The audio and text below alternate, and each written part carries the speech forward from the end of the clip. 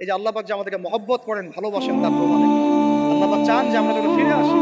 আল্লাহ পাক বলছেন সারা দুনিয়ার সমান গুনাহও যদি সে করে ফেলে, আসমানের সমানও গুনাহ করে ফেলে, খালি তওবা করে ফিরে আল্লাহকে বলবে আস্তাগফিরুল্লাহাল্লাযী লা ইলাহা ইল্লা হুয়াল হাইয়ুল কাইয়্যুম ওয়া আতুবু ইলাইহি।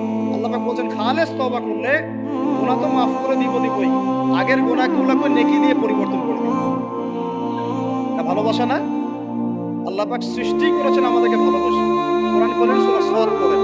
সূরা সাদের মধ্যে দেখবেন আল্লাহ বলেন খালাকতু বিয়াদি মা মানাআকা আল্লা তাসজুদা খালাকতু বিয়াদাই, মানে তুমি ইবলিস কেন তাকে সিজদা করলে না যাকে আমি নিজ হাতে সৃষ্টি করেছি। এটা মহব্বতের বহিঃপ্রকাশ না?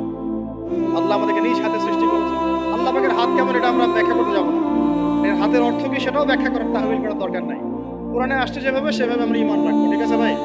এখানে আবার অনেকে অনেক তালগোল পাকায় ফেলে এবং বিভ্রান্ত হয়, এদিকে যাওয়ার দরকার নেই। এখানে বোঝানো হচ্ছে আল্লাহ রাব্বুল আলামিন আমাদেরকে মহব্বত করে